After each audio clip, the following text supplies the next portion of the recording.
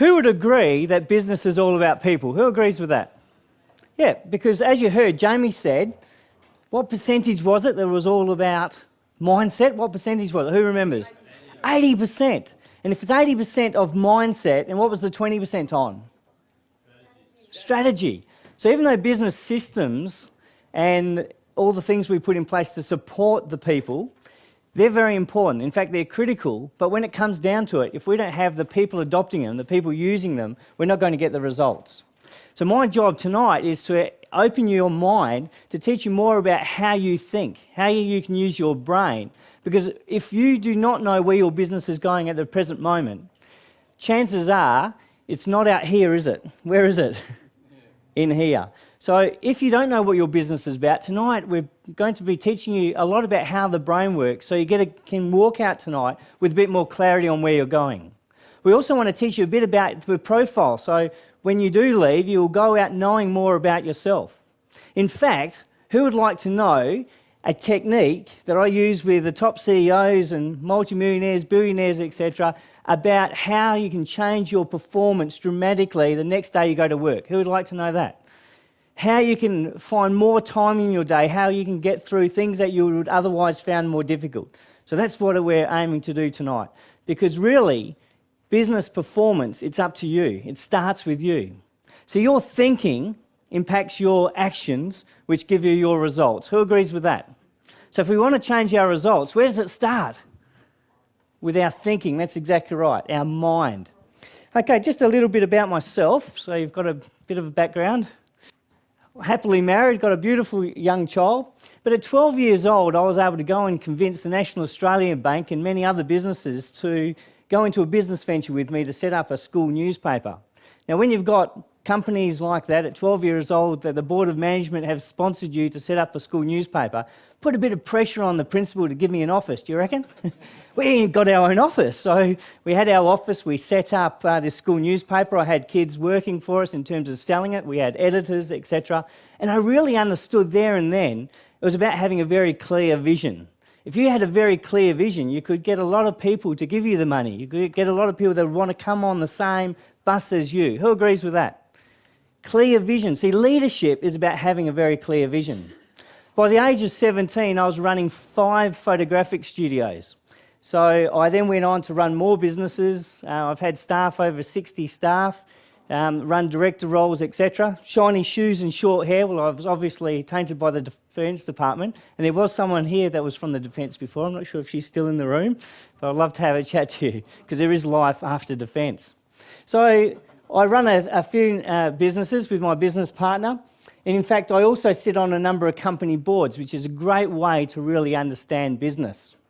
But wealth is a great thing because if you have wealth, you can do stuff that no one else can. For example, imagine just last year, I actually funded a medical institute being created in the Institute of Mind and Behaviour Sciences. Now, that means that we can help people with disease, help people understand their mind better, purely because someone else was able to fund and bring those things to realisation. So wealth is not just about what you can bring to your life, but what you can touch on the lives of others. Make sense? So we've got to know what our why is. Why do we want to become wealthy? Why do we want to have successful businesses? Why are you here today, and why do you want to actually improve your business worth?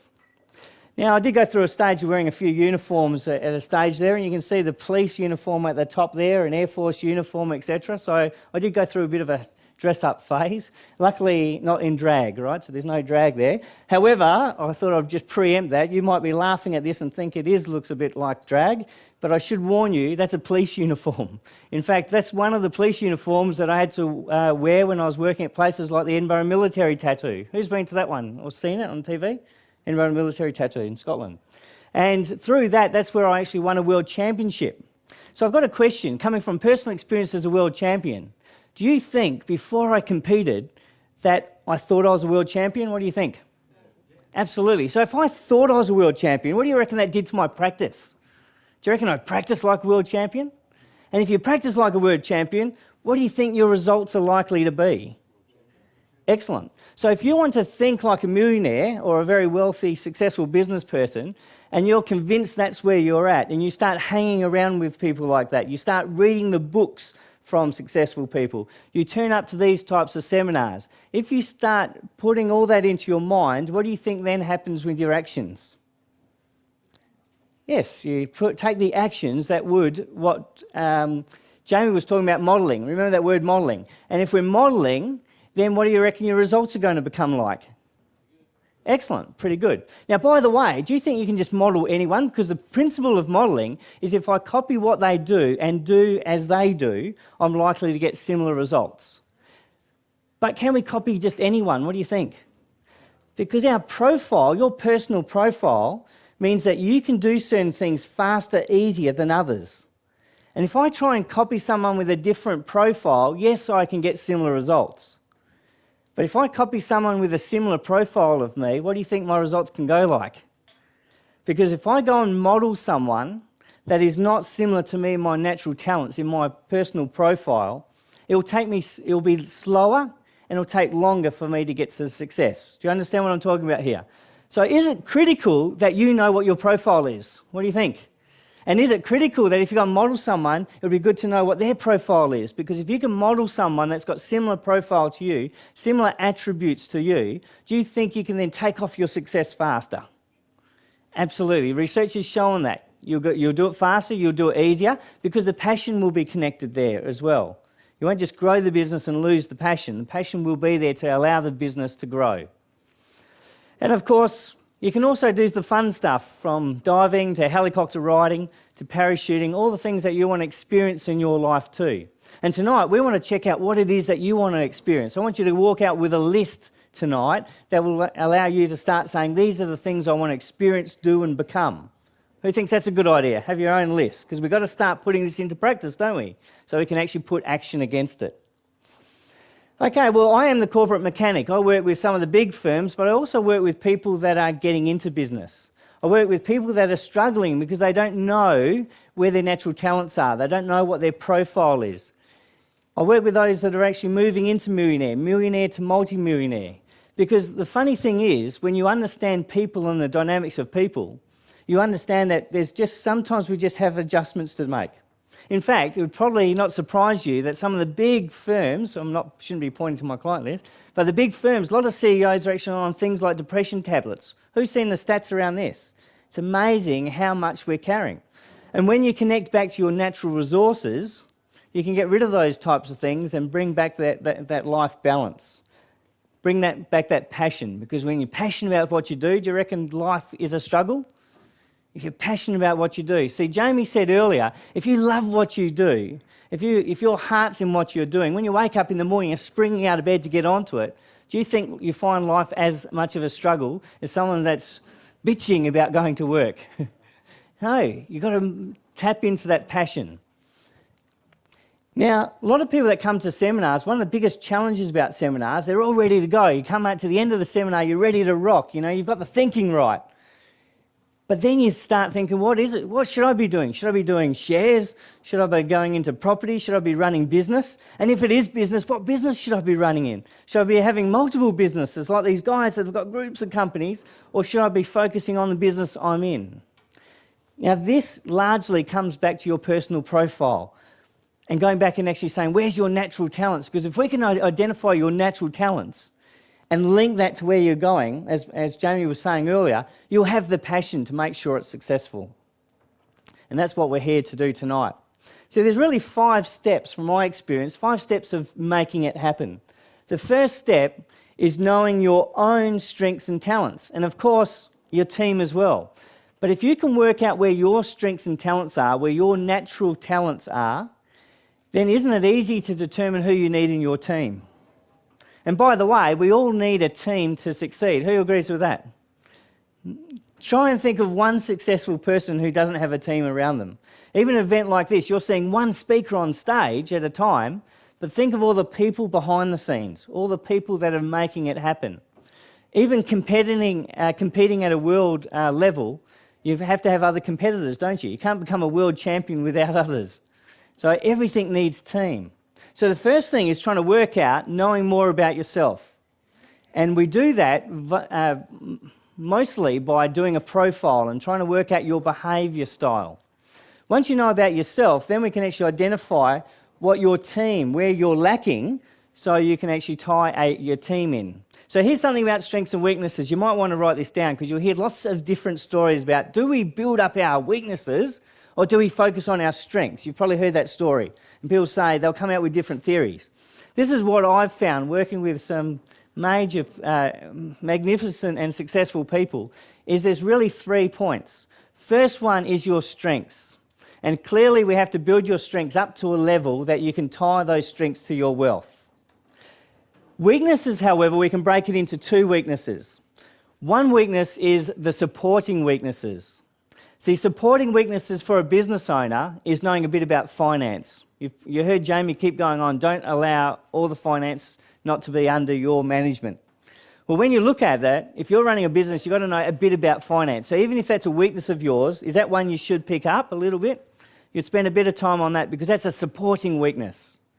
The other weakness are those that are non-supporting, those that you can just cut off and might not spend any time or effort or energy on because they're not supporting where your strengths are. And if you focus on your strengths, that's where your flow is. Okay, the next thing is knowing what you want. See, in the corporate world, in the big corporate world, we have these strategic plans and they have what we call strategic objectives. And then we have those annual plans or operational plans, technical plans, business plans, whatever you want to call them. And they have initiatives. And then projects. Projects are those things that we put in place. And they have what we call deliverables. Interestingly, an objective, initiative, and a deliverable are corporate names for what? Goals. And if you don't have goals in your life, tonight we're going to explain why you have to have them. Because naturally, we are goal-orientated. See, for example, you were goal-orientated to come here on time today, weren't you? In fact, the next thing is I need a drink. So you go to a drink. That's a goal, isn't it? You take a drink. Next time, you need to go to the toilet. That's another goal, isn't it? In fact, everything we're doing, would you agree, is goal-orientated. But the difference is we've got to work out which goals are going to be driving you to success. See, when I look at it, I use the analogy of like current. You go into a water, it's like if you've got no goals, you're in the current, you're being pushed around the busyness of life. And you get home at the end of the day and you haven't progressed any further on your goals because you don't have any, and you don't know what you achieved during the day. Who knows that kind of feeling? You're just being pushed around. In fact, you can go to work, you're being pushed around by the current, and then the urgent things come up like the wind, and it pushes you over here for the day.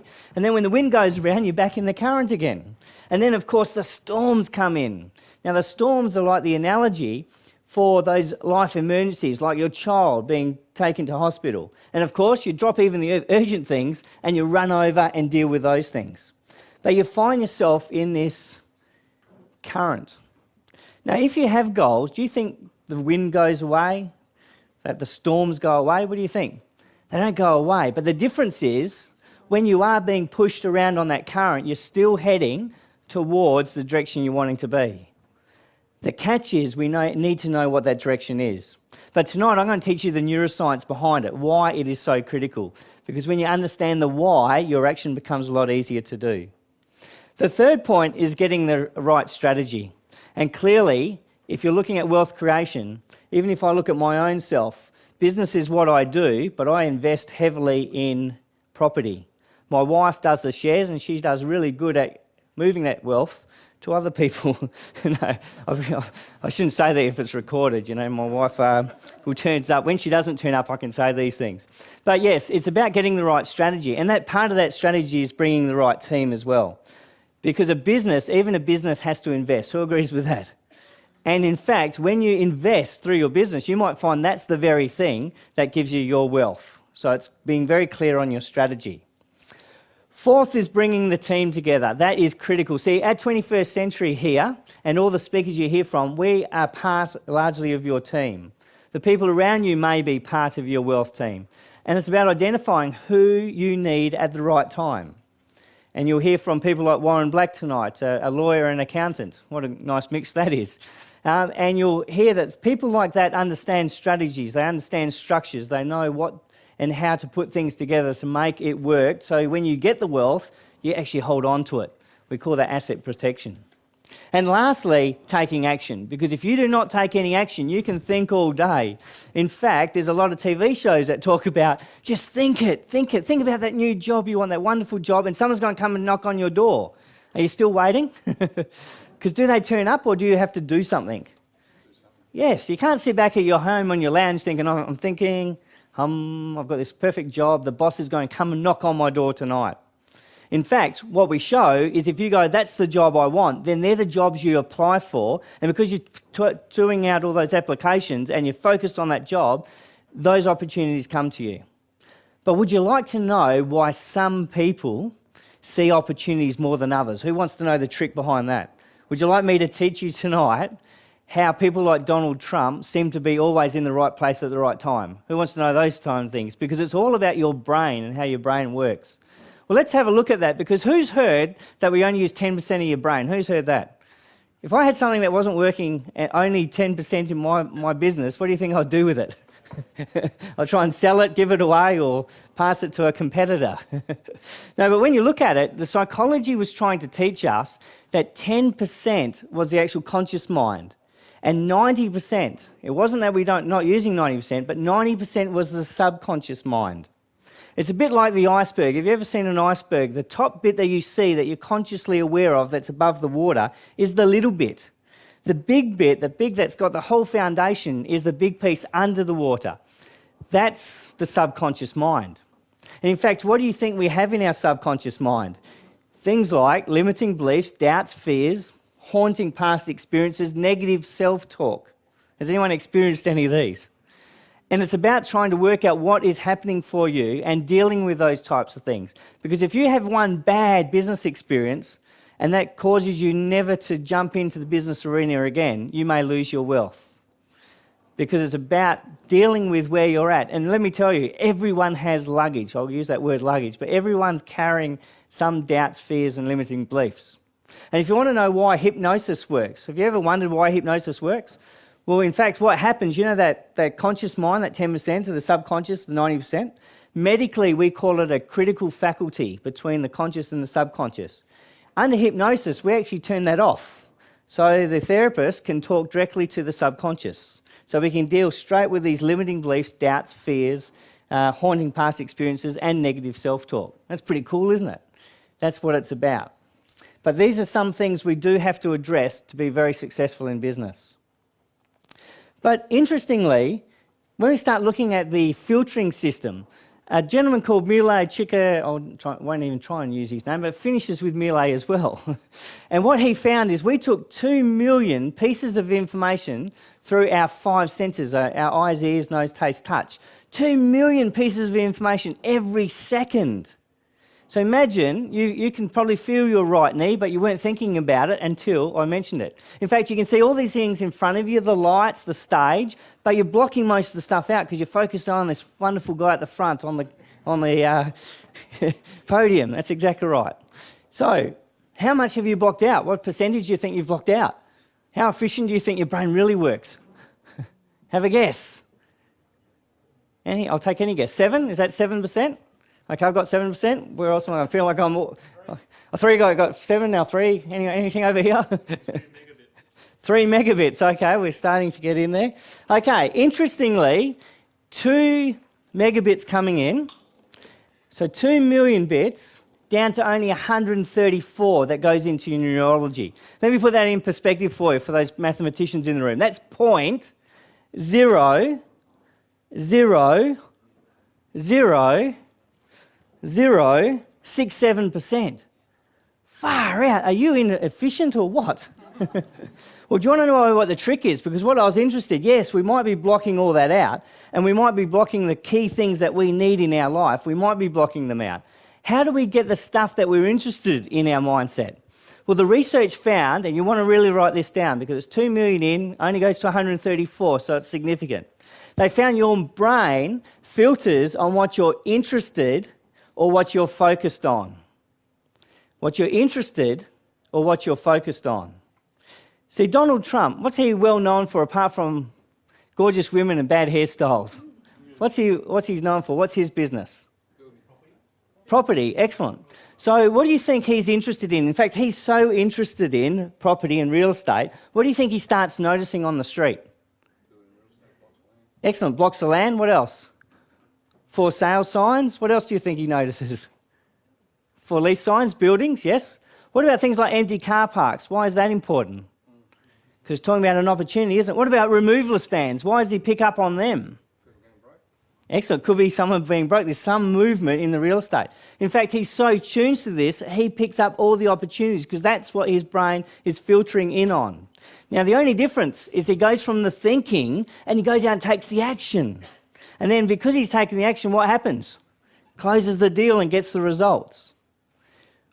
Which means that you've got to be awfully careful of what you're focused on or interested in. So if you're having a bad time with your job and you come along and say, oh, that sucks about my job, the brain goes, oh, you want to look at sucky things, do you? What about that? And that, and that. And then suddenly you're overwhelmed. You're working for the worst boss in the world. You've got the awfulest job in the world. So you leave. And then everyone says, why did you leave that great job? And what do you say? I'm not sure exactly. It does seem it was a good job. So you've got to be awfully careful about this because if the whole economy, if the whole global, all of us start focusing on the negatives around the global situation and the economy, what happens? We go into a global financial crisis because we know shares are largely based on people's fears and doubts, aren't they? So imagine this. If you suddenly got interested in boats, so boats was a part of your wealth creation, you might have gone into a business to sell and promote boats. What do you start noticing when you're driving home? Boats in the driveways. What do you notice when you go into a cafe with all the magazines out the back? Which magazine steps out at you? The boat one. You open up the newspaper and even it's in the bottom left-hand corner of the advert on boats is the first thing you notice. In fact, you start listening to conversations and you might be engrossed in a conversation here, but over there they're talking about boats. What happens? Your subconscious goes, drop them off, get over here. They're talking about boats. And because you're talking about boats, aren't you attracting people telling you about everything they know about boats? So when you look at it, are you the one that's creating the awareness in your life of what the opportunities are around? The trick is, who in this room is troubled because they haven't worked out what business they should be in? Who's in that scenario? Because if you're not clear on what you want, how does the subconscious start working for you and bringing out those opportunities? Who's heard the saying, for example, when the student is ready, the teacher will come? Who's heard that one? This tells us, neuroscience tells us the teacher's always there. It's only that you've just come along and said, I need a teacher, and then goes, oh, there's one. So whatever you're focused or interested in is the thing that's going to be coming in your conscious awareness. And if you're wondering why young children, why they're like sponges, have you ever noticed a child's like a sponge in terms of information? Well, a child is in the same brain frequency as we are in a hypnotic state. And the second thing that they've got going for them is they've got no negative references to compare what they're seeing against. So they take information in. So being like a child is about trying to work out what you want, which is important because we've got to understand what are those goals you want to bring into your life. Now, understanding that there's one other thing you need to appreciate, and that's about the power of motivation. See, psychology talks about two types of motivation. The first type is what we call away from motivation. Now, away from motivation is where we're trying to avoid some pain. And it works because, for example, if we're in a bad job, this is the motivation we use to get out of the bad job. If we're in a bad investment and we need to get out, this is the motivation that causes us to get out of that investment. Or a relationship. So it does have its purpose. But what are you focused on? In this case, if you're focused on away from motivation, you're focused on what? The things you don't want, aren't they? So suddenly your brain goes, oh, let's focus on all the things I don't want. So if you want to say, I don't want to go broke, what happens? You're looking at all the things that could be taking your wealth away. So we've got to be awfully careful about using away from motivation. Whereas the other one, the one that helps us achieve, is called toward motivation. Otherwise known from psychology to say it's something we're trying to gain. So instead of focusing on what we don't want, what are we focused on? What we do want, which brings us a bit of a challenge, in fact. And what's the challenge? Because there is a catch in using toward motivation. What is the catch? Oh, Usually pain before pleasure. Always remember, whatever you say is also a projection of what you're thinking. If I think there's always pain before pleasure, what would that cause in my life? Me looking for pain before I think pleasure's coming. So always be cautious of that. But I fully appreciate what you're saying, and that is true to a certain degree because we're trying to work out getting to something we want. So what's the big catch? Got to know what you want. See, the subconscious is like your 24-hour-a-day employee. It's going to be working for you 24 hours a day, trying to work out what you want to do with your wealth strategy, etc. But if you don't tell it what you want, how's your subconscious going to help you identify those opportunities? Let me give you an example. And who bought a car recently? Anyone bought a car recently? Excellent. Do you mind me asking, sir, what the type of car it was? Sedan. Okay, what type of make, model? Honda? Civic. Okay, did you notice that when you got interested in, or when you went and bought it, suddenly there was heaps of them all around the place? Did you notice that? It was like they were all sitting in the garage until he bought his, and they all come out like a happy family. This is that filtering system happening, isn't it? When you tie it to this then, and you say, well, that's in my awareness, the trick with this is if I say I want a new car, the subconscious is saying, well, you've got to give me some clarity around this. What car are you after? Because there's Porsche there, there's BMW there. And you say, you know what? I haven't worked it out yet. So what does the subconscious do? Sits back and says, I'll wait. When you work it out, I'll go looking for it. But if you don't give me clarity in what you're after, how do I work for you? Make sense? So we've got to make sure our goals are specific and clear. If you're wanting to talk about wealth in your life, what do we have to, how do you make that specific? You've got to give it a figure. You've got to put the value down to say, this is what I want. This is what I want for my business. This is the amount I want. And we'll be talking about the other key things like time. We've got to give it a time. So we're going to solve sleeping issues here. Who has any issues with sleeping? Cool. Do you want to understand a couple of scenarios? Have you ever been in a scenario where you go home, you've got a problem, and you can't sleep, and it's keeping you up all night, and you wake up in the morning, you still got the problem, but you feel like you've got 5 more problems, like more problems than when you went to sleep, and you're not really feeling so well because you haven't had sleep at all that night. Who's had that experience? Who's had the other experience where you've had a problem, but you've gone to sleep and you slept like a baby, you wake up with a solution. You go back to sleep like a baby, and in the morning you put in that solution and it works. Who's had that experience? Do you want to know what you did? Because if you're having those issues, and insomnia books, I might recommend one of my books. No, only joking. If you want to know what you did, it simply relates to here. See, the first time you went to bed, imagine that 24-hour-a-day employee sitting in the back of the mind. It was the instruction I gave it. Because if I went to bed and said, for example, when I'm sleeping, I want you to get this problem and analyse the problem for me. What are you going to do as an employee if your boss said, go and analyse the problem? Are you going to be looking for a solution, or are you just going to analyse the problem from every angle? Analyse the problem. So it's going to keep you up all night analysing the problem. And that's why you wake up thinking you've got far more problems than when you went to sleep. Because research found something interesting. See, when you go to sleep, normally you're laying down. Now, I've noticed from my experience in the Defence Department, you can sleep standing up under extreme conditions. Even holding a gun, you can stand up there. However, normally we lay down. We then close our eyes, we change our breathing, and that impacts our heart rate, and we turn off sound. And just before we go into the sleep mode, we turn on a projector. And that indicates what we're going to be focused on that night. So if I go to bed focused on the problem, it's going to say on that projector, I want you to analyse this problem. Which one am I working on?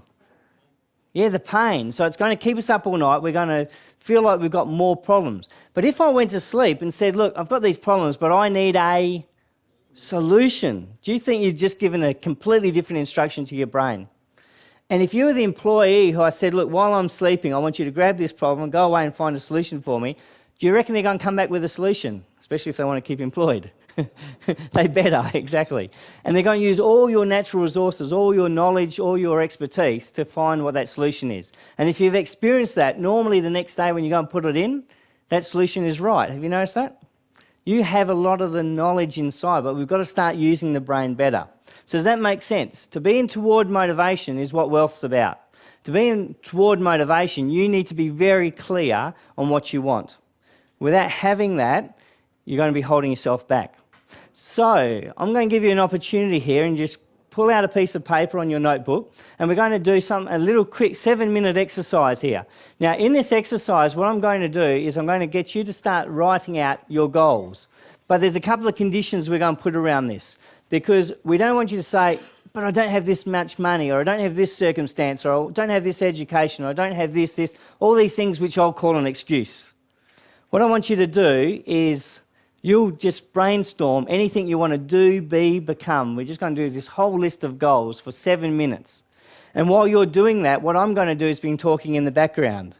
And I might be jolting some of the things you may be thinking about in your mind. Make sense? So no boundaries, okay? If you had all the money, all the expertise, everything you would like to have, now we're going to look at what you want on your goal list. We have 7 minutes. Start writing down what is it that you want in life. Write it down. What is it that you want in life?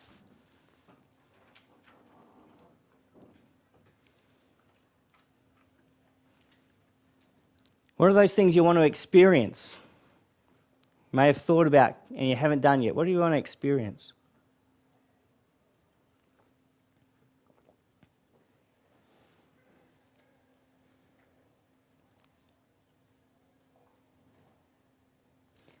Where do you want to live?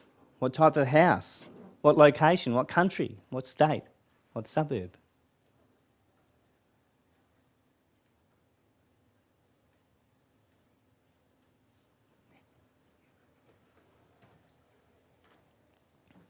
What do you want for your charity? Some hobbies you have. What do you want to do with those hobbies? Where do you want to take those hobbies?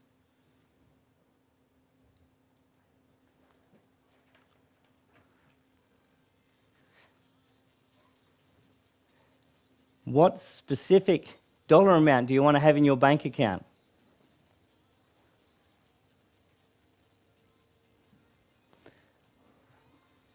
What about your family? What are some of the things you want for your family or your friends?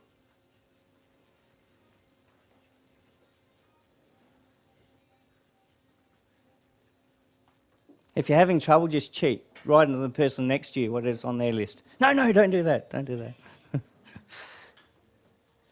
What about those people you've always wanted to meet? Who is it? You may have wanted to have a dinner with them, go to an event, hear them speak. Who have you always wanted to meet?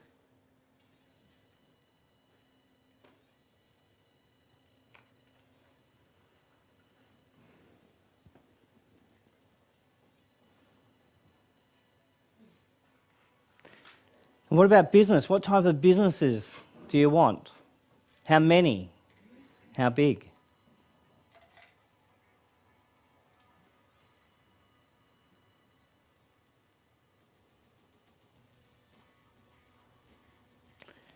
And your health. What do you want for your health?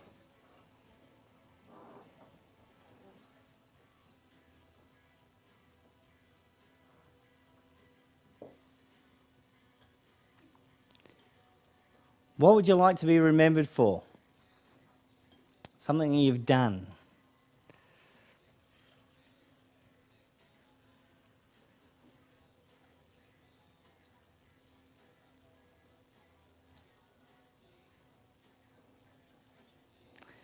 What keeps coming up in your mind that you keep just not doing anything about, that keeps coming up in your mind that you haven't done it yet?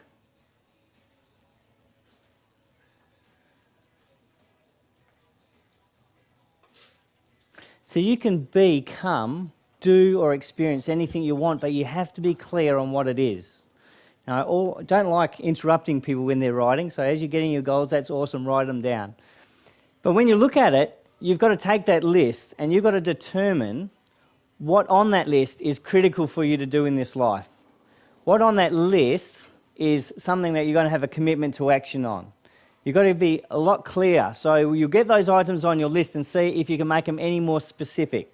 Does anyone want to share anything they came up with or an experience that they realise that they've keep putting off? Anyone want to share anything? Okay, cool. Was that helpful? You've got a bit of a goal list. Now, you should really take that goal list away and start making it very specific, and then we'll work out how to then put action to it. Okay, there are a couple of things you need to know about goals though, when they don't work. Firstly, if it's not specific or measurable, they don't work because the subconscious does not get the instruction to help you achieve. They have to be specific and measurable. They also have to be linked to an end date. See, if I had a goal about losing weight and I don't put an end date on it, my mind gets this message to say, oh, one day I'm going to lose weight, but right now it's party time. And they go about doing all the behaviours that are going to stop them achieving. So link it to an end date. In fact, if I said that your assignment to get through this course, your assignment is due tomorrow morning, guess who becomes the most motivated students in the world? You will. In fact, you know what your most motivated, productive day at work is? Anyone know? And don't say just Friday. Sorry? Wednesday for you. What about the day before you go on holidays? Who gets suddenly highly productive? That wasn't the trick about productivity I'm going to share with you yet. But have you noticed when you're going on a deadline, you've got a deadline, suddenly there's a link to action. So if I've got a world championship to go to, I've got a date, haven't I? So I up the ante in terms of training because the date's been given to it. Now, we also have to be ecological. It's got to be something that you are tied to your values, that you believe that you can achieve as well. It's got to be tied to something that works for you. Because I can take someone that works in the environment area and they're a brilliant employee and I can go and put them over in the mining sector. But if their values are that the mining are raping and pillaging the earth, do you reckon they're going to perform as well? So you've got to look at, are you putting yourself in an environment where your values and beliefs are also being supported? And the last one, is it something that you have to expect to achieve?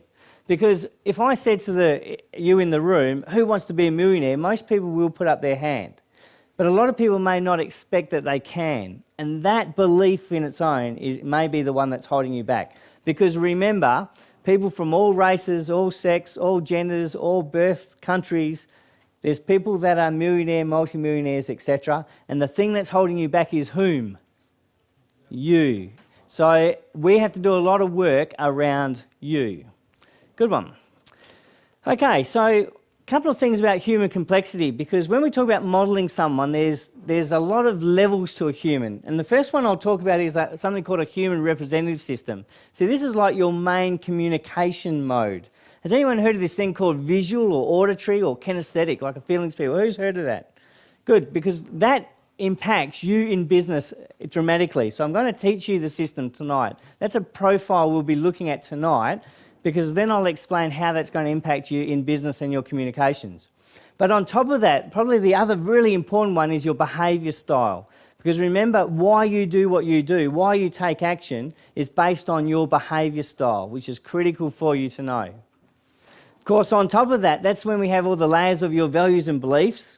And on top of that, we have your attitude, your knowledge and skills. So that's when you look at an individual, we have a wide complexity. But when you look at it, it starts with the basis of your human representative system. So who would like to know what they are? Who would like to know part of your profile? Who would like to know how to pick someone else? Because when you look at this tells us how we feel loved, how we feel communicated, best communicated with, how we feel appreciated. But even better, we can actually work out what sales strategy to use with our clients by knowing if they're a visual, auditory or kinesthetic. So what I'm going to do is I'm going to teach you the system. And I'll just introduce you to the system, then I'll get you to draw something out and we'll check out what you are. Firstly, visual people. Visual people, it's all about seeing. They are often very well dressed. And they pick up whether they're appreciated by watching you and seeing what you're doing for them. Does that make sense? If I was trying to sell, for example, clothing to a visual person, what would I have to have around? A lot of mirrors. Yes, they need mirrors around, because if I'm trying to sell them clothes, they want to see how good they look. Make sense? The second group of people is called auditory. Now, auditory is all about what? Sound. So if I was trying to sell to an auditory person, what would I have to be telling them if I was selling them those clothes? How great they looked. Have you ever been to getting some clothes on, the salesperson goes, you look fantastic, and the next person comes out, you look beautiful, and they all just keep saying how good they look. Well, that's only going to work largely for the auditory people. The other people will think it's a sales scam. The third group of people, kinesthetic. See, kinesthetic is about what? Feeling. So if I was to sell clothes to them, What would that be about? Any idea? Excellent. How comfortable they are. So they'll buy based on comfort. Because the visual person, by the way, they're the ones that will buy those tight shoes, those ones they know they're going to get blisters, the ones that got all those things that are going to cause their body to have aches and pains. But you know what? It's worth it because they look so friggin' good. They're the ones that at 11 o'clock at night, they'll go down to get the corner store because they've run out of milk. They'll dress up because they don't know who they're going to run into. So visual people, you can see that we have different behaviours as a consequence. So what we're going to do is I'm going to teach you the system. Now, unfortunately, you don't have this handout. So what I want you to draw is these boxes with the V, A and K on it. And you'll write next to them these 5 areas. So what I want you to draw, on one side, you're going to say voice. Then you'll write posture. Then you'll write breathing. Then you'll write, anyone can read that? What is it? Dress, excellent. And the last one is words, which we call predicates. So once you've got those 5 words down, what I want you then to do is just go V, A, K, and just draw in some boxes for you. And what I'm going to do is I'm going to teach you the system so you can walk away tonight and you should have a column almost all ticked. And by the way, if you've got most of the column ticked, but one of them not ticked, you can find that someone's taught you something to do something different than what you naturally are used to. For example, the kinesthetic may wear clothes that are very comfortable, but that may not match. But if they're always dressed up to impress, if they're always well dressed, chances are if I say to them, what did your dad tell you about dress? They said, oh, you always have to dress to impress. No one takes you seriously unless you dress well. So they've been taught to change what their natural state is. That make sense? Excellent. So I'm going to teach you the system. As you go, you'll go down and hopefully tick one box on each one. Now, I should also tell you that you have not noticed yourself doing these things, so it might be a bit confusing. However, if you work with someone else, they will be able to then better identify what you are. So we're going to work individually to start with. I'm going to show you the system because then you'll understand how then to identify other people. Okay, everyone ready to go? So the visual people, when it comes to voice, visual people have a high-pitched voice. They might talk higher and they'll have this high-pitched voice. Now, you've got to put this into gender because a male's high-pitched voice is different from a female's high-pitched voice. But if you've got a high-pitched voice, typically that's a visual trait. Auditory people talk in the middle. They're in the middle, but they're often going up or down with their voice. They're often musical. They've got a bit of a easy to listen to voice because they're quite exciting because their voice goes up and down, but they're in the middle. And kinesthetic, where do you think their voice is? Yeah, they've got the lower voice and often it has a bit of resonance after the words. Okay. Are you a high-pitched voice, a medium one, or do you have that low with the resonance? Okay, have you got one ticked? Because you're thinking, all right, how do I talk? Okay, you got one ticked? Everyone's got one ticked. Okay, the next one is looking at posture. Did you notice when you went to primary school, some kids, the teachers were trying to straighten up? It's interesting to know your human representative system dictates what your posture is most dominantly. See, a visual person, we're visual, what do they do? They look. So that means they often are leaning forward. In fact, because they lean forward, they often walk extremely fast.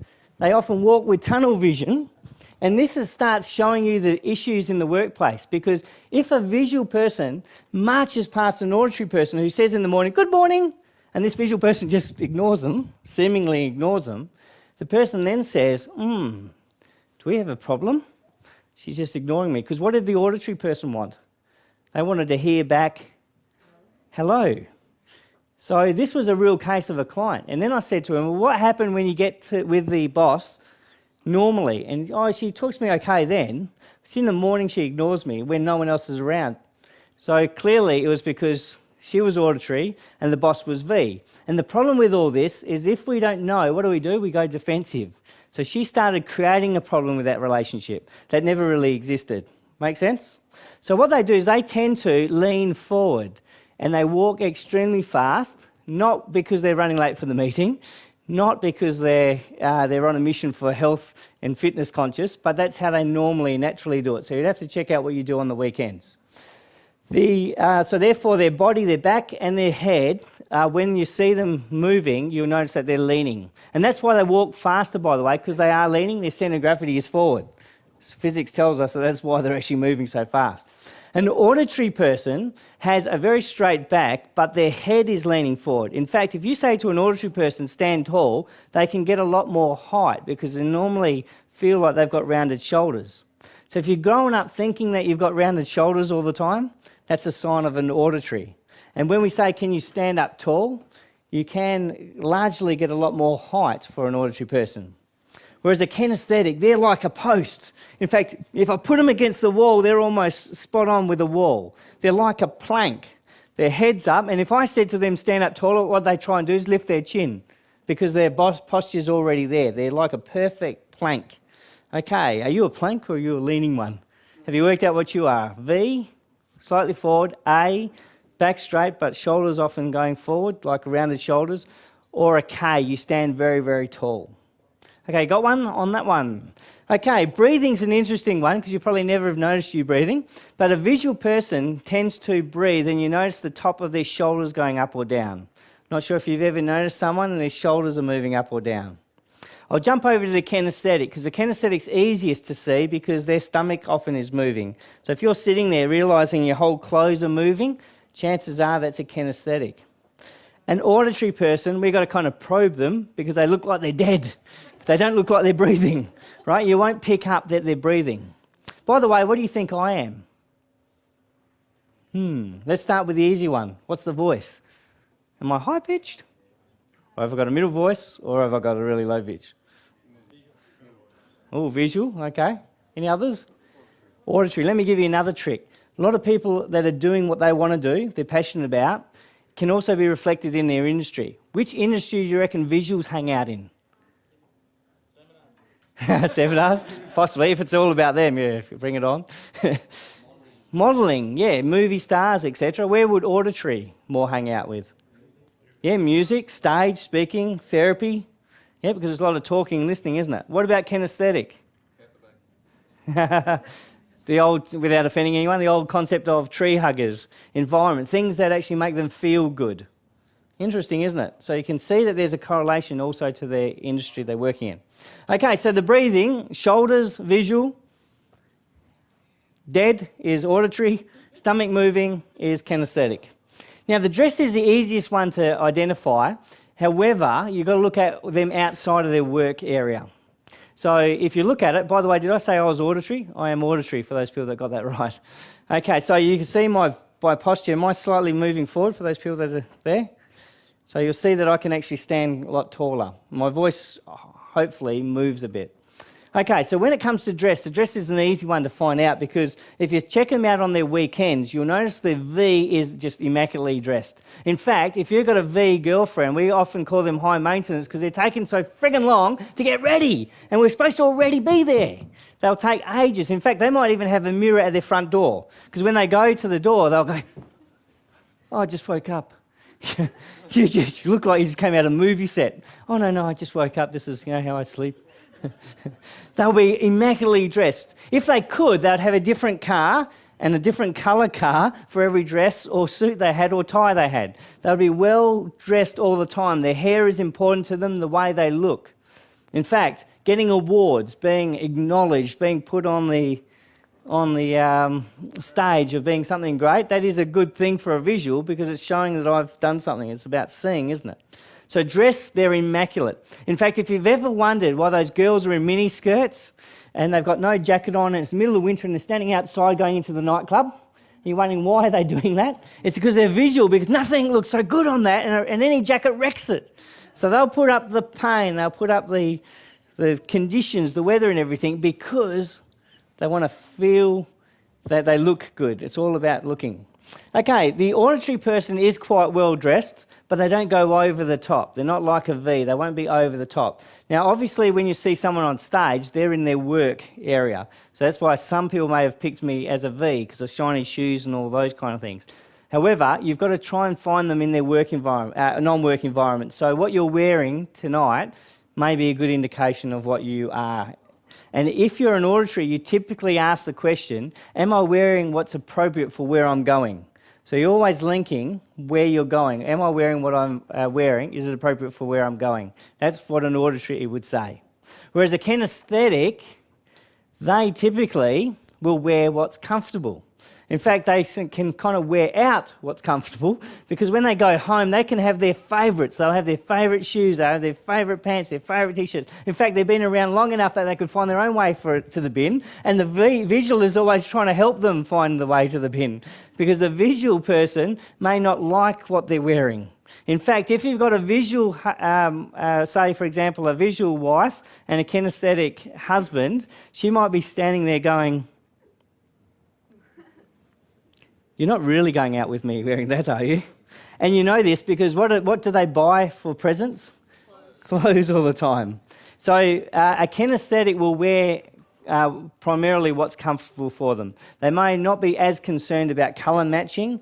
They'll put on something that may look good, but it might be scratchy or itchy or something, so they'll go for the comfort. They're the first people to rip off the tie at the end of the day. They're the first person that gets out of their work clothes. They might be comfy in tracksuit pants, which a visual person would say you never ever wear tracksuit pants down to the shop. But they might be comfortable wearing tracksuit pants. In fact, they might put the tracksuit pants and the Ugg boot combination, whereas a visual person goes, "No, no," right? So it's all about comfort. Yes, sir? But can't you be both? Like, let's say, I understand that I have to dress appropriately to go out, Yep. but I also have trackies and Uggies and ruggers at home that Yep. Well, I might bring you up on stage to suss out what you are. But when you look at this, you are dominantly one, right? The system tells us you are dominantly one. If you've got traits of others, it's usually something you've taught or been taught yourself or you have observed that's important. So you might be swaying between the two. Now, by the way, if you're a thumper, if you walk like this, or you drag your feet all the time and everyone hears you, that's a kinesthetic because they're very grounded people. That's why they're so tall. Their centre of gravity is straight down. So if you're a thumper, that's another sign that you're a kinesthetic. So the kinesthetic person will definitely wear for comfort. Now, if I applied this, for example, to buying even something like a vacuum cleaner, what types of questions are the visual person going to ask?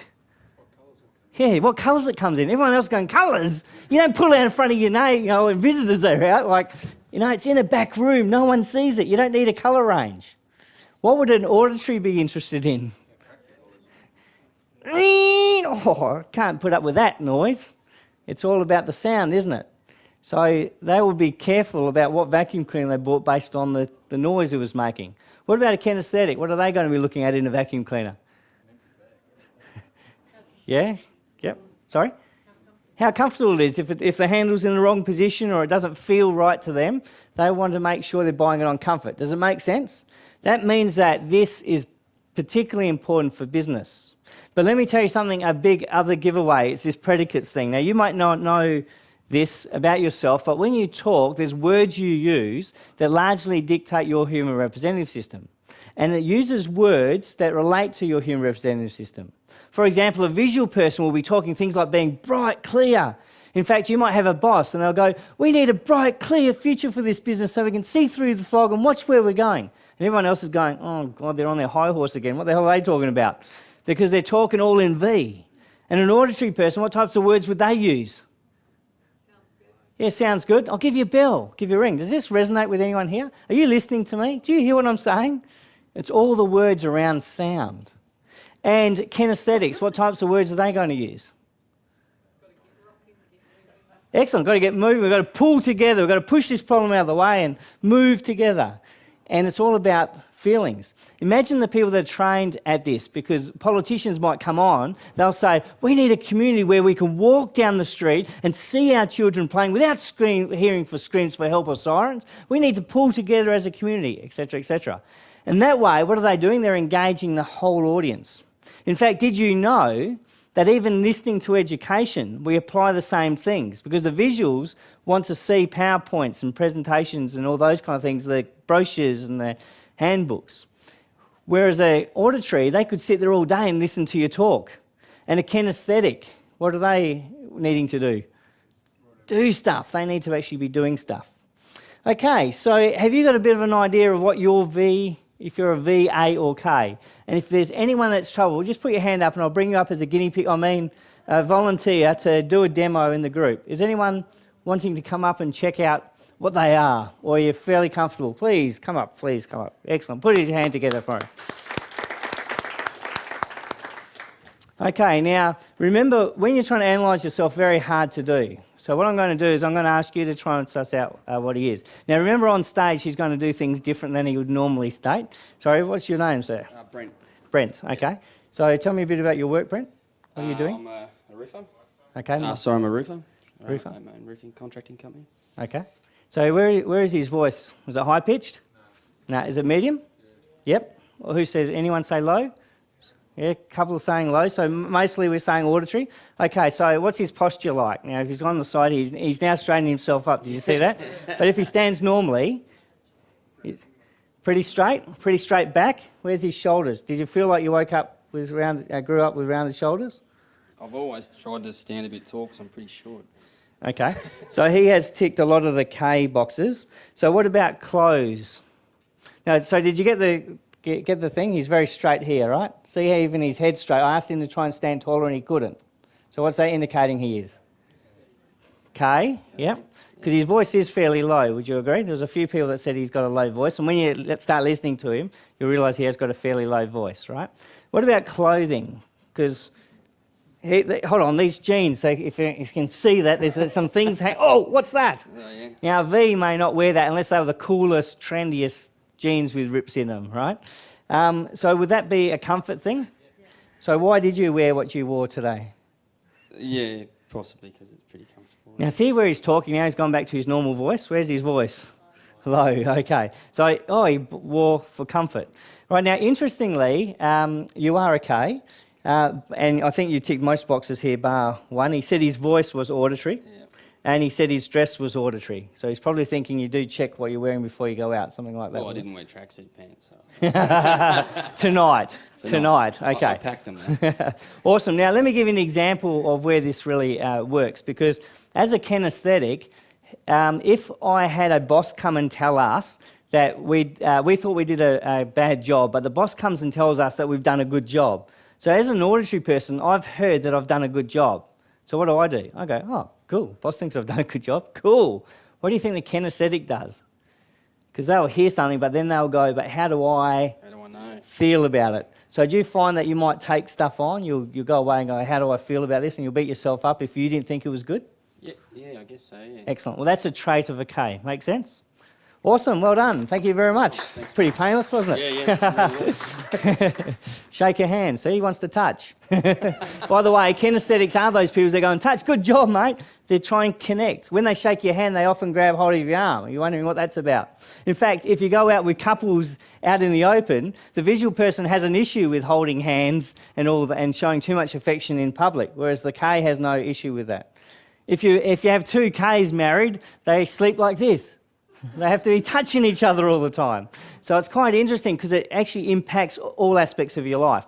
In fact, just look at this, the honeymoon period. Who's ever wondered what the honeymoon period is actually about? You know, the honeymoon period, this love thing. Well, see, when you first meet someone, you're taking them off. You're taking them out, showing them off. You're buying them nice little presents. You're doing all these things, taking them out, showing them off. You're pushing all the V buttons. You're then saying to them, oh, I wish I met you before. I love spending time with you. All the loving stuff, the words. So you're pushing all the A buttons. And then it can be quite physical and it's quite friendly. And you're pushing all the K buttons. And then what happens when you get in the busyness of life, you revert back to your natural style. So the saying that love someone as you like to be loved, is that true now, you know? It's actually love someone as they need to be loved. Because if you have two, let's look at a married couple. You might have a situation where the husband says, everything's going good for me. I think this relationship's good. And the lady goes, well, not really. I don't feel totally loved. He goes, what do you mean you don't feel loved? And he goes, well, you never tell me you love me. I don't need to tell you I love you. I went over here. I did this for you. I bought this for you. See, he is clearly a V because he's doing all these things to try and show her he loves her. What is she? an A. See, A's have to be told they're loved and appreciated. We all like a little bit of everything, but if you don't get what you need from the relationship will go wrong. Make sense? So you can utilise this to improve your relationships. In fact, if you're single, where's the single people in the room? You can utilise this to find the right partner, okay? Because you can say, oh, you're not my style. And if you're not my style, that's okay, but you have to understand how to keep their style interested. Make sense?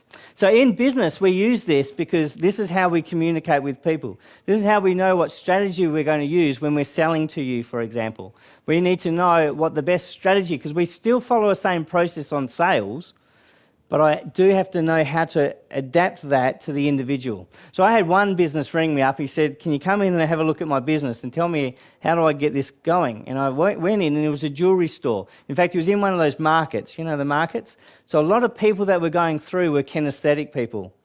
Now, he said to me, I know what the strategy is in sales. All I have to do is get it on their finger. So why did he need to get it on their finger?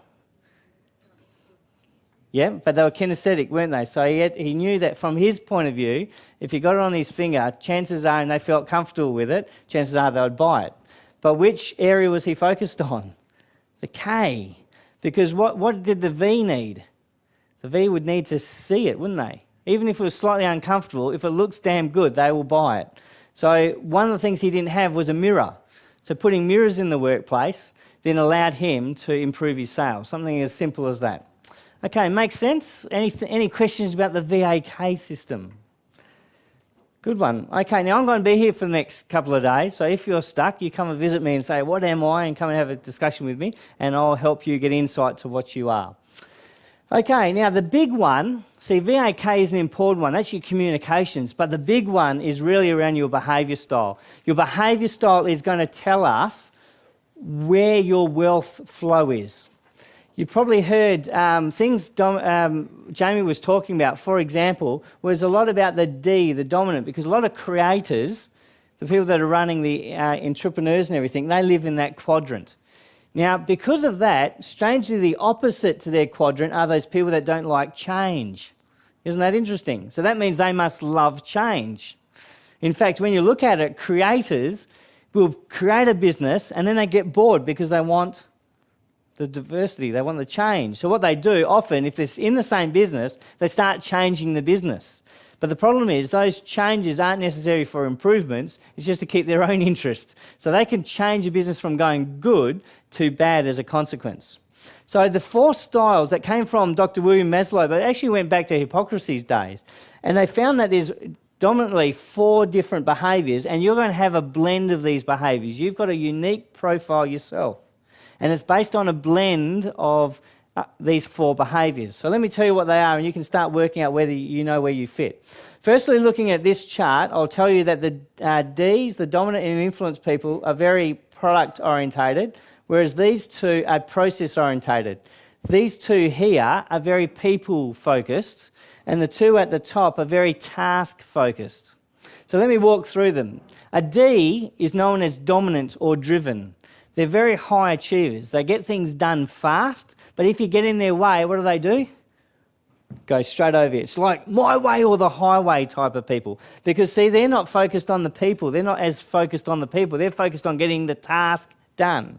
They will go through, no matter what happens, they will deliver. If they're a project manager, they'll deliver on time, on budget. So the dominant behaviour is often a trait of leaders, because when they've analysed the top companies in the world, they usually find there's an element of D in them. In fact, some research was suggesting that you had to be a D to be a big business leader. But when you look at it, there's other profiles. For example, if I saw that your profile was an ISC, that's what we call a unique leader, and it would look like you're a D if you're in a role that you're comfortable with. So you really have to understand your profile, and you can get profiles with full reports that tell you everything about yourself. But the D is a driven type person. The I is the influence person. These are more the social, the people that are really good in customer service, really good on people engagement. They're the I's. Where's the I's in the room, you think? Okay, so that means you love the people. You often are the stars at the party. People will be attracted to you. You're found to be motivated, etc. Where were the D's, by the way? Who thinks they're really pushing themselves? Yep, there's some D's there. Twisting an arm off the back there.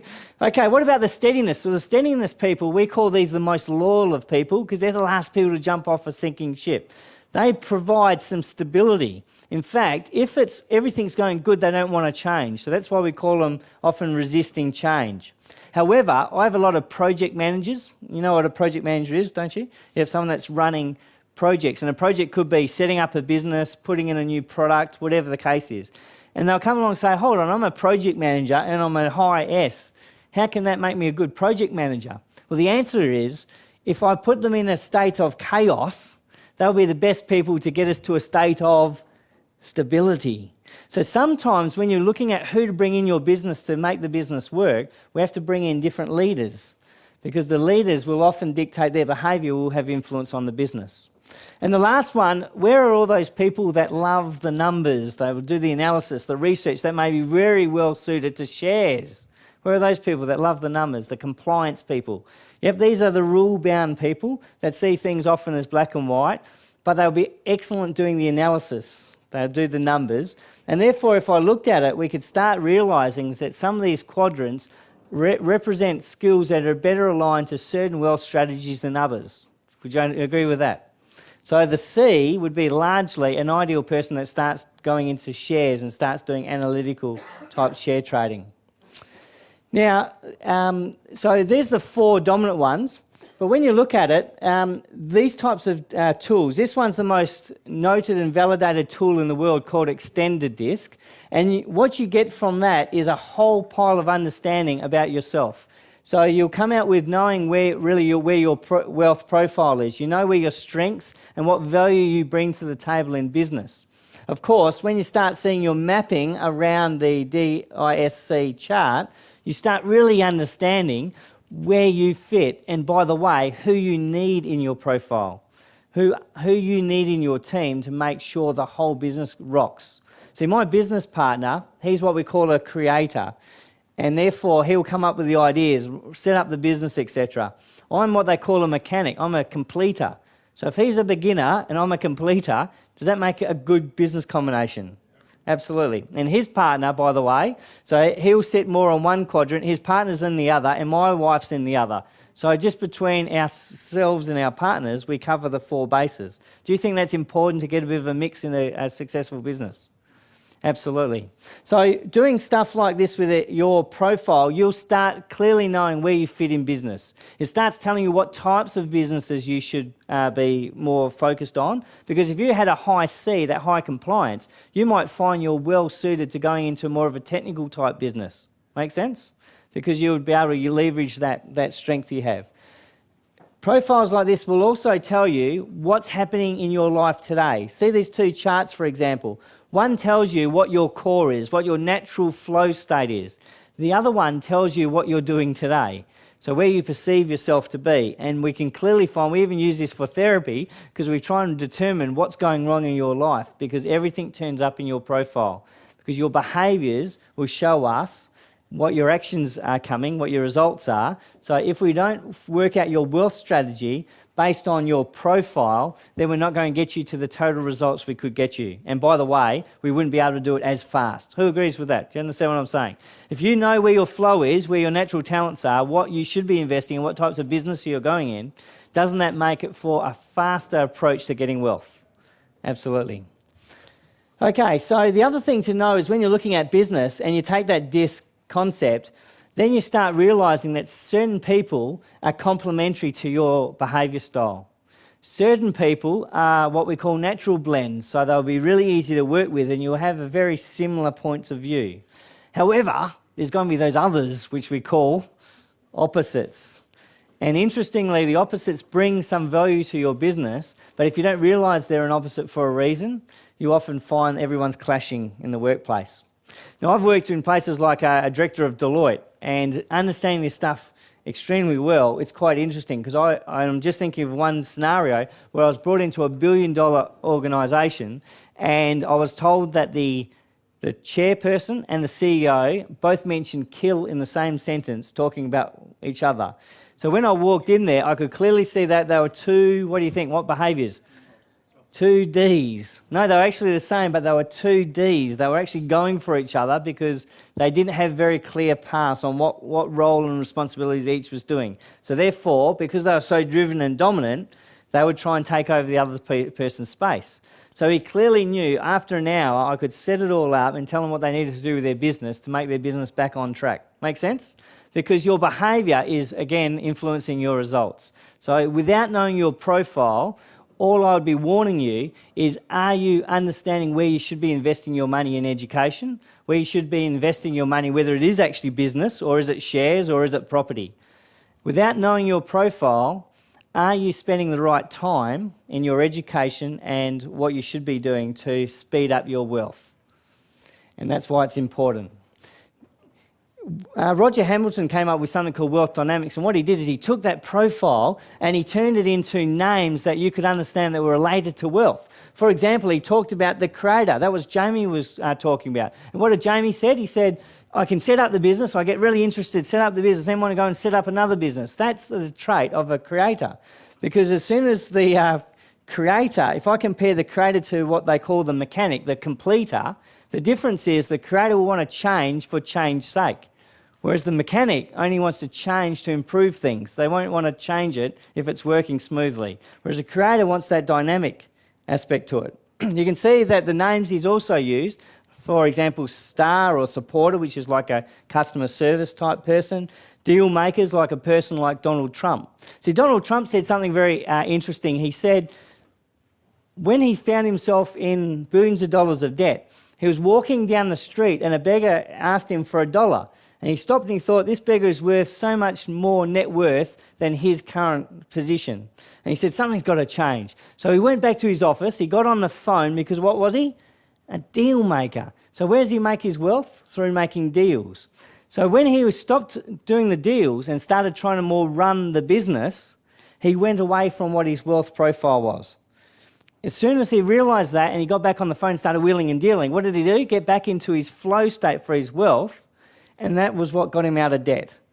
So the question is, do you know what your profile is?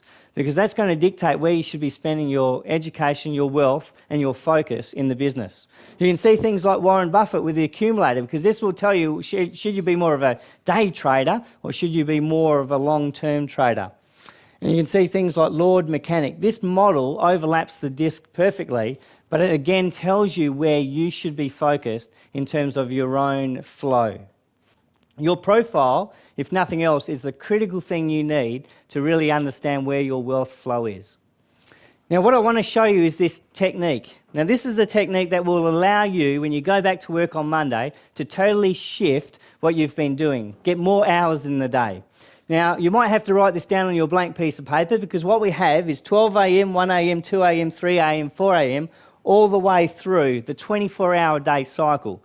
So what I want you to do on your piece of paper, just note that you're going to put all the hours along the bottom of that graph, the x-axis, and on the y-axis on the left side, I want you to write high, medium, low, and asleep. Now, who knows that they're a morning person? Where's the morning people in the room? Okay, cool. You've got some morning people. What about afternoon people? Where are those? Excellent. Some people got their hands up twice. That's good because you might find that you've already understand how to make yourself perform. Who are those night people that seem to get home at night and they're buzzing? Well, those night people, you are the perfect kind of scenario to be running a business part-time at night, maybe internet marketing, while you're working at full-time. Because when you get home, if you're in your peak, you might be able to leverage that. Remember, Jamie talked about the word leverage. Leverage that to go into your own wealth and set up a business part-time. So what you do, I want you to do this for the next week and a half. I want you to record how you perform. So you might find, for example, you sleep for so many hours in the day. Hopefully you're not sleeping during work hours, okay? That could be bad. Don't leave this laying around in front of your boss if that is the case. You might find in this case, the person wakes up at 5 and you can see they go straight up to high performing. So we would call them a what person? A morning person. So they're on the high peak and then they come down. You can see they go down to low. Then they have a bit of a peak in the afternoon until they die out and go back to sleep. Now, there's two things about this, two things that make you totally change your behaviour. See, what we find by research is when you're at your peak, you do all the fun stuff. Who knows what I'm talking about? You're feeling great, so you're going to do all the fun stuff. And then what happens in this particular profile, in the afternoon, they're really low in energy, so they don't feel like wanting to do anything. And all those important things, those things that they're procrastinating on, drags out. So if you know where your profile is, what we then do is what we do at the peak time is all those things that you don't want to do. Not the fun stuff, but all the things that are important, the things that you've been procrastinating on. Because if you're in your peak, won't you find doing those things easier to do? You do them faster? Who would agree? So do you think by just switching that alone, if you went into your peak and stopped doing the fun stuff, but started doing the important stuff, who reckons that will significantly improve their performance? Everyone should have their hand up. Right? You'll significantly improve your performance. But here's how the second best part of it is if I then go along to where you're at the low and I say, do all the fun stuff then, what do you think happens? Do you stay on a low energy or do you pick up your energy? Excellent. So you could effectively go moving your fun stuff into the low energy areas. Can't you then up your performance dramatically? Who agrees with that? So the trick is, do the boring stuff, the stuff you're procrastinating, the stuff that's hard, that you normally find hard to do that at your peak. Then shift everything else, the fun stuff, at your low points, and you'll find you totally change your performance. I use this with some of the top CEOs, and everyone finds that they totally change their performance, find more hours in the day because you're getting far much more done. Who understands this model? So the next week and a half, I want you to record where you're at, and then what you will do is change it around to make sure that you will improve your performance. Good lesson to learn there? Excellent. So again, if you'd like to work with me, I'd love to hear from you. Come and see Goro. Come and visit me even if you want to know your VAK over the next couple of days, because I'm around and I'd love to hear more about what you're doing. But I want to leave on this note, this little saying which was based on a gentleman called Earl Schoff, who was Jim Rohn. If you've ever heard of Jim Rohn, it was his mentor. He said this: don't wish it were easier, wish you were better. Don't wish for fewer problems, wish for more skills. Don't wish for less challenge, wish for more wisdom. It's been an absolute pleasure working with you today, and I look forward to seeing you and your business succeed. Just remember, your thinking impacts your actions, which give you your results. And your thinking, it's all up to you. Thank you very much. Thank you.